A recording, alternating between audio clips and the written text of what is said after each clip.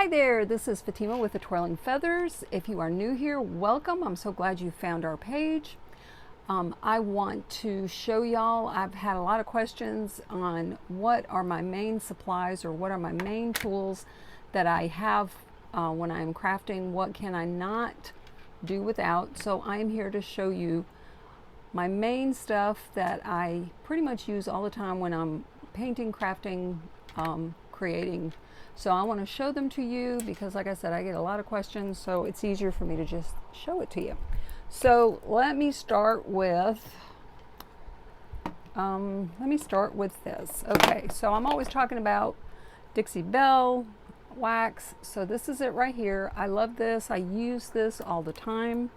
I know you hear me say, the ones that are regular that watch me, you hear me always say that, you know, I grungy stuff up. So a lot of times this is what I use. This is it right here. And a little goes a long way. So I've had this for quite a while. But this is the wax that I love to use. But I always say if you don't have wax, you can use brown paint, burnt umber paint. That's great too. And then I always have ink. So I have this distress ink, this brown right here. This one's called Vintage Photo. So a lot of times I will use this too. So you can just take this and kind of brush it up against the edges or wherever it is you want. You can use your finger to apply it. So I always have this, and then I always have my black. So I always have these two right here along with my wax. So definitely these right here. And for my wax, when I apply it, I love using this brush right here. This is a pretty big brush.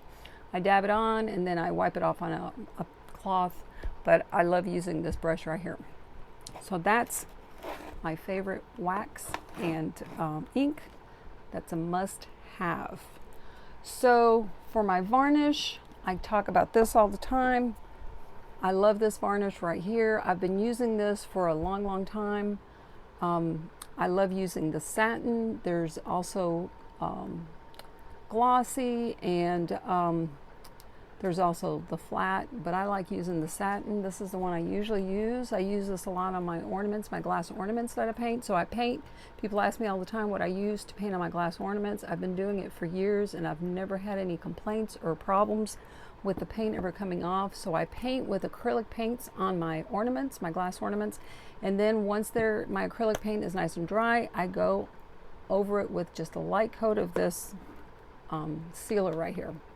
And the key is you got to make sure that that paint is nice and dry, and you don't want to keep wiping over it. You just do a nice light coat and it seals it, and then I'll add my glitter on top. But this is what I use right here. This is awesome.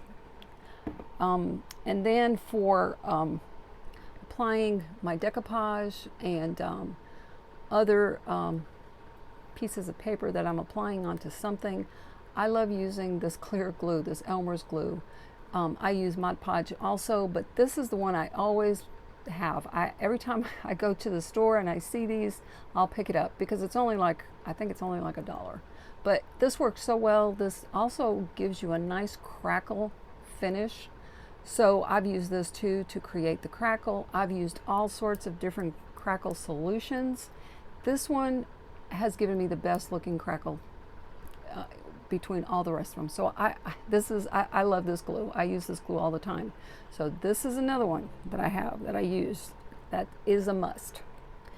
Then for glitter, of course, I'm always talking about diamond dust. This is it right here. I use other glitters. I use the fine glitter, almost like a dust glitter. I use all of those, but this one here is always a must. I always have to have this right here. So I use this a lot. For tools, this right here, I love this thing. I've had this wire cutter for, I'm going to say probably 7 years or so. I use this a lot. This is great for cutting wire. This is great for just anything that's hard for you to cut. It cuts extremely well. Sometimes my husband will sneak this off to use, and I honestly will follow him around to make sure that I get it back because he has a bazillion tools. But sometimes when he comes into my workshop and he sees this and he needs it for something real quick, he'll grab it. But I follow him around to make sure I get it back because I love this thing. So this is it right here. And I just highly recommend it. I recommend you having this in your little toolbox. Also, needle nose pliers. I love these. I have these. I have several pairs, but I always keep one by my crafting area. And this comes in handy with so many things. This does cut some thinner wire. It has a little area right here that you can cut the thinner wire, but I love this for twisting the wire. I use this all the time. Needle nose pliers. And then for grommets and applying the grommets, because sometimes I'll make my own tags, and here's one of the tags I've made that I haven't coffee stained. This was an extra one that I had, but this is the tag I made, and I actually used the manila files, and so I had one of those. I needed some tags real quick, so I cut it out of that. So it's nice and sturdy. I coffee dye it, and then I stain it, grungy it up, and then what I like to do is I put that little grommet on there. And that's what this is right here. So it comes with all of these right here. And then it comes with this little guy right here. And this is definitely a must. They're not really expensive. I mean, you can get pretty expensive with these, but this is a pretty reasonable one. And I love this. So I definitely recommend you having that, especially if you want to make little tags. And I just think it looks really cute with that on there. It just gives it more of that professional look. And you could do this with even like if you're doing some pages from a book and you're making tags with that, you can use that right there too. You can also do it on cloth. Now on cloth you'll have to pre-make the little hole on the cloth, but then you stick your grommet in there and it creates that. So definitely a plus right there. You move these things over, and for sanding, I love picking up this one here. Has seen better days, but I love having these little sand blocks right here. These are very, very useful. They're handy. They come in different grades. So I usually will pick these up sometimes at Home Depot, and sometimes I order them online on Amazon. The same thing with this little guy right here. I love this one because it's small. You can fit it into little tight areas. And this I did get on Amazon. And you change out the little sanding, and this is very, very handy. And then for wire, I love using, I'm so sorry, my dog is barking. I love having wire on hand, and so these are the two type of wires I have right now. I have this really nice rusty wire that I use a lot of times to make hangers for signs, just whatever you want to do with the wire, but I always have some rusty wire. And then this is just some regular black wire, but also very flexible, but nice and sturdy. So I always have some type of wire. I always make sure I have wire. I try not to run out of wire. And then for markers or pens, I always have a Sharpie. This comes in handy.